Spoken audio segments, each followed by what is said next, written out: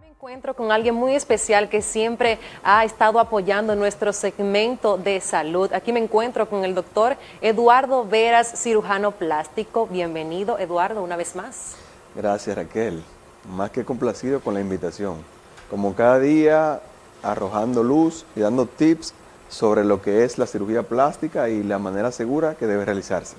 A propósito incluso del tema que tenemos hoy, que es cómo adecuarnos, cómo tener de manera segura un procedimiento quirúrgico, ya sea pre, trans o postoperatorio.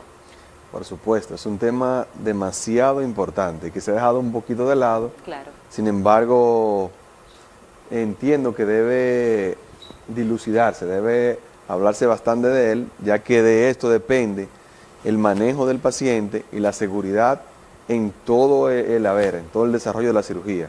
Como bien usted mencionó, señorita Raquel, la cirugía plástica no es solamente el acto quirúrgico como tal, sino es que esta debe planificarse, debe organizarse, debe hacerse un esquema para que tenga éxito. Si la paciente o el paciente entró de manera óptima a la cirugía, Claro. así mismo va a ser todo su desarrollo. O sea, debe haber un acompañamiento del paciente desde el momento que el paciente o la paciente consulta al médico o al facultativo. Entonces, ¿cuáles serían esos primeros pasos para prepararnos antes de entrar a cirugía? Bueno, usualmente los pacientes te contactan o se comunican contigo a través de las redes sociales, por el boca a boca que alguien le dijo, Claro. de muchísimas formas. Una vez el paciente o la paciente hizo contacto con el facultativo, con el médico, desde ese momento ya se inicia la planificación quirúrgica. Bien. ¿En qué consiste esta planificación?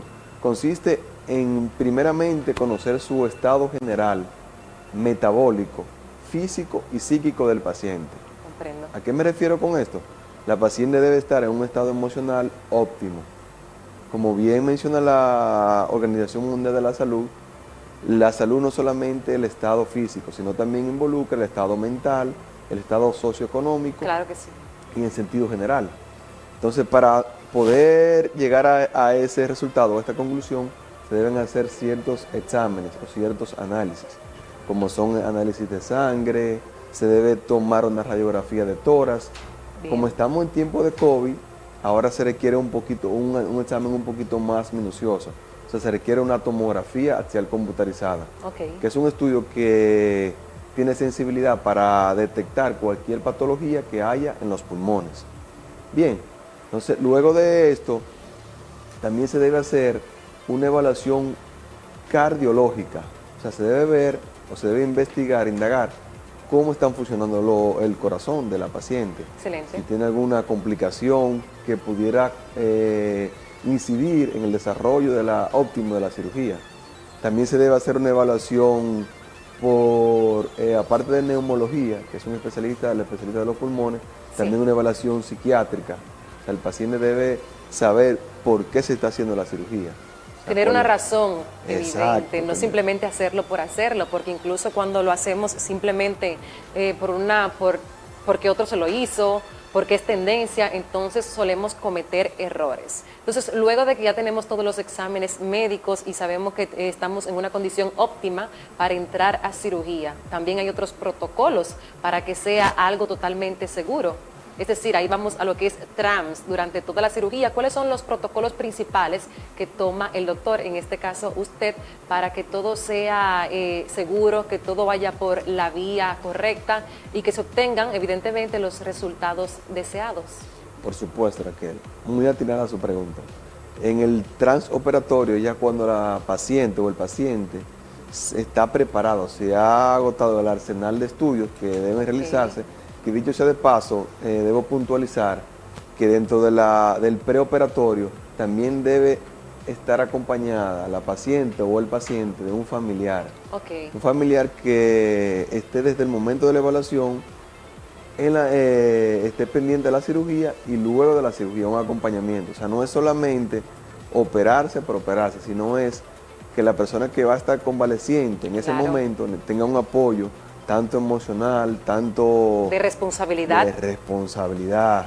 También un documento que se llama consentimiento informado, que deben firmar todos los pacientes y el acompañante, Bien. en el cual se plasma o se le explica todo lo que implica la cirugía, las consecuencias, cuáles van a ser las modificaciones corporales que se le va a realizar, Claro. cuáles son los riesgos, qué va a llevar la paciente, o sea, qué medicamento se le va a aplicar. Ya en el transoperatorio es el momento cuando se hace el acto quirúrgico como tal, Ok. que la paciente ya se entra a quirófano, debe tener una preparación previa. Cuando la paciente llega ya a la mesa operatoria, previamente debe tener evaluación del anestesiólogo, Bien. que es la persona que le va a inducir el sueño, o que va a permitir que la paciente esté relajada, que esté dormida, que esté sedada, previamente, no el mismo día, sino previamente. Allí el anestesiólogo le va a explicar cómo va a ser su anestesia, si es una anestesia general, si es una anestesia peridural, si es regional, un sinnúmero de técnicas anestésicas que se utilizan en este tipo de procedimientos. Entonces ya en el transoperatorio hay unas reglas que ya son preestablecidas, Ok. que son protocolos, y más en tiempo de COVID, como resalto, en el cual aplica la asepsia y la antisepsia. ¿Qué es la asepsia y la antisepsia? Se refiere a las condiciones que debe tener el quirófano, libre de bacterias, Claro. libre de gérmenes, o sea que debe ser un espacio que tiene unas medidas estándares, el aire acondicionado debe ser con filtro bilaminar, la paciente se debe esterilizar, o sea, se le colocan unas soluciones o unos productos para esterilizar su cuerpo antes de hacer las incisiones. Excelente. O sea, La es como indumentaria si- también. La indumentaria del médico, cómo deben circular las enfermeras dentro de la cirugía, dentro Excelente. de la sala operatoria, y un sinnúmero es como si fuera, como le mencioné, un ritual, un sinnúmero de pasos que deben Sí. seguirse religiosamente para que la cirugía tenga éxito. Realmente es algo que si se lleva, como dice usted, al pie de la letra, realmente va a ser una cirugía exitosa. Estimado doctor Eduardo Vera, hablando sobre un tema importante, que es la seguridad. Nosotros como pacientes debemos sentirnos seguridad en el quirófano. Y eso empieza desde la consulta, doctor. Desde la consulta nosotros empezamos a indagar un poco en el tema. ¿Cómo va a ser la operación? ¿En cuánto tiempo durará la operación? Todos estos son los factores que influyen dentro de la seguridad de uno mismo, primero como persona, pero evidentemente ustedes como profesionales también cumplen con ciertos parámetros, normas. Ya hablamos incluso en el segmento anterior con Raquel sobre lo que es antes y durante. Pero ahora vamos al procedimiento, el después de la operación, doctor, porque ahí es donde se pone buena la cosa. Porque ahí es donde ya dependerá única y exclusivamente del paciente. Una vez que ya sale de la clínica o del lugar donde está, ya el paciente tiene que tener cuidado consigo mismo. Cada acción que realiza, cada acto que ejecuta, desde la simplicidad de ir a la ducha, como hasta ir a comer. Doctor, ¿cómo es este procedimiento para los pacientes? Muy bien, Leonardo, es un tema demasiado importante. Como bien mencionaste, la cirugía a veces piensan las personas que es solamente el acto quirúrgico como tal, o sea, el transoperatorio, el transquirúrgico. Sin embargo, no es así. Como bien acabas de mencionar, es todo un proceso, una secuencia. Se deben agotar paso tras paso, es un protocolo. Correcto. Y el éxito de la cirugía va a depender 50-50. 50, como usted mencionó, del paciente y 50 del médico. Exacto. Una vez el paciente haya sido ya intervenido quirúrgicamente y el paciente es egresado del centro donde se realizó esta cirugía, ahí es donde comienza lo bueno, como usted dice. Sí. Porque ahí el paciente o la paciente debe seguir un régimen alimenticio, debe alimentarse de manera saludable. El paciente debe ingerir medicamentos, que dicho sea de paso, deben tomarse al pie de la letra. Correcto. ¿Por qué? Porque en el caso de los antibióticos, si por ejemplo nos saltamos un antibiótico o nos saltamos un anticoagulante, que es un medicamento que se coloca para evitarle el embolia, el tromboembolismo, entonces podrían venir complicaciones. Si saltamos el antibiótico, entonces en ese momento estás desprotegido de las bacterias, correcto, de los gérmenes. También interviene el caso de los masajes. Una vez los pacientes se realizó un procedimiento, debe acudir a un recovery o un facultativo en el área de masaje que le dé como el toque final a esta cirugía, que Sí. es demasiado importante. O sea, Sí. debe hacerse de manera correcta, ya que si no se hace así, la paciente acumula líquido, que es lo que se llama edema. Los edemas, O sea, correcto. se produce la inflamación y eso pudiera complicar la cirugía. Ok. También viene el uso de las fajas. Ujú. Las fajas son importantísimas. ¿Por qué? Porque las fajas de compresión lo que ayudan es a que el tejido que ya ha sido manipulado, que fue maltratado, que fue modificado, se mantenga en su lugar y por ende la inflamación ceda más rápido. Para que pueda fijarse literalmente Para en su posición en la que ahora está, en la que ahora corresponde. Por Porque supuesto. evidentemente viene después de un procedimiento quirúrgico donde ya pues fue manipulado y fue pues pasando por este procedimiento que ahora el cuerpo tiene que aceptar. Entonces, eso es una cuestión. Los masajes, las fajas, pero también vienen las cosas cotidianas, doctor, como por ejemplo hacer algo de peso, levantar un cubo de agua, que hay gente imprudente además que lo hace con 2, 3 días y ya están comiendo arroz con habichuela y levantando una cubeta de agua y no cumplen estos pasos, doctor. E incluso a la hora de hacer relaciones sexuales, porque eso también influye el tema de que entonces una vez que ya fue operada la persona, entonces ¿cuánto tiempo debería esperar? Lo aconsejable. Ese es un tema demasiado álgido, Ujú. que a veces las personas tienen temor o sienten cierto tipo de tabú para mencionarlo. Sí.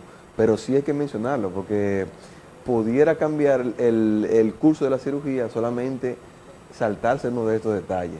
Como bien mencionaste, antes de entrar en materia sobre ese punto, la cirugía plástica, yo la visualizo, o la visualizan muchas personas, muchos facultativos, como una obra de arte, Sí. como si fuera una escultura, pero que aún no ha fraguado.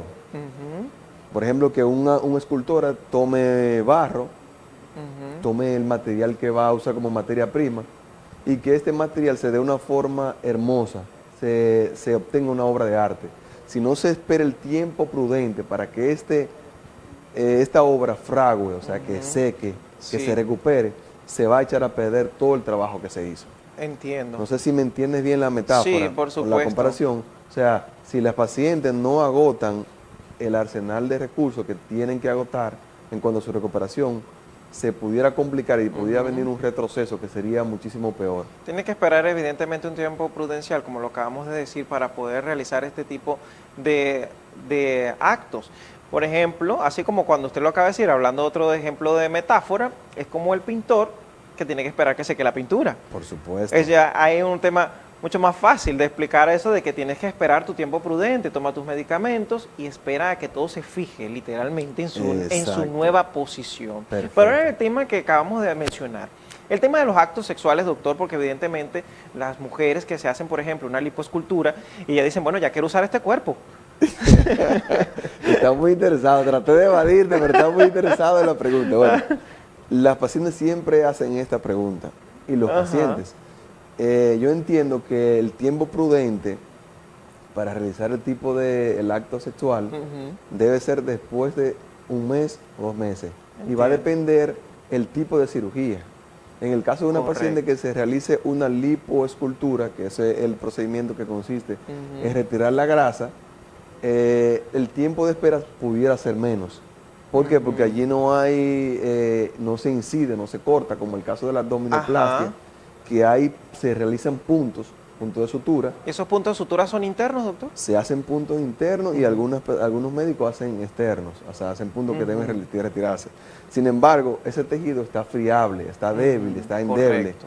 Si la persona en el acto sexual adoptara una posición un poco incómoda, esos puntos se pudieran aflojar. Se le van los puntos y se le va la guagua, compadre. Se complican las cosas, entonces es bueno que tengan la prudencia, que tengan la paciencia para luego disfrutar de ese nuevo cuerpo. Pero esa es nueva que eso figura. eso es una educación y por eso las personas tienen el tabú de preguntarlo, porque evidentemente es natural que lo primero que tú quieras hacer es el acto sexual, porque ya sea por muchas cosas, ya sea hasta por temas de ego. Pero se supone que para eso las personas dicen, voy a ir a echarme toda esta cirugía porque quiero ir a lucir mi cuerpo a mi marido o a mi esposa o a quien sea, pero siempre le van a hacer esa pregunta porque es lo más cotidiano, es lo más normal que ya crean tener el poder del sex symbol. Entonces, doctor, antes de despedirnos, ¿cuál sería el consejo entonces de usted para todas estas personas que están buscando, primero que nada, lograr esta meta de hacer una metamorfosis, por así decirlo, de todo su cuerpo y que también tengan que entender que no es nada más pasar por el procedimiento quirúrgico? Bueno, mi consejo es, lo primero, que busquen un facultativo, un cirujano plástico certificado, que sigan las recomendaciones al pie de la letra desde el primer momento en que hace contacto con este médico hasta el final, hasta que ya le diga que está de alta. O sea, siguiendo las recomendaciones. Exacto. Que absoluta y exclusivamente se lleven del médico quien lo operó o de su equipo. Porque a veces se incurre en la falta de que me dijo una tía, que me dijo una abuela, que me dijo una vecina, y no se llevan de la persona que se dedica exclusivamente a este tipo de procedimientos. O sea, cuando lo hacemos así, la cirugía va a ser un total éxito, ya que el facultativo va a acompañar en todo el proceso de recuperación a la paciente, hasta que ya esto esté apta para ya reincorporarse a sus actividades, a su ritmo de vida normal, cotidiana, por supuesto. Doctor, redes sociales. En las redes sociales estamos en Facebook, en Instagram como Dr. Veras Oficial y en Facebook como Miguel Castro. Asimismo, entonces usted lo encuentra en las redes sociales al doctor Eduardo Veras. A todas las personas que están en casa, siempre decimos, contacten a los verdaderos especialistas en el tema de la salud y sobre todo en el tema de estética. La cirugía estética, señores, hay que dejarla en manos de los expertos, como es el doctor Eduardo Veras. Siempre bienvenido. Muchísimas gracias, doctor.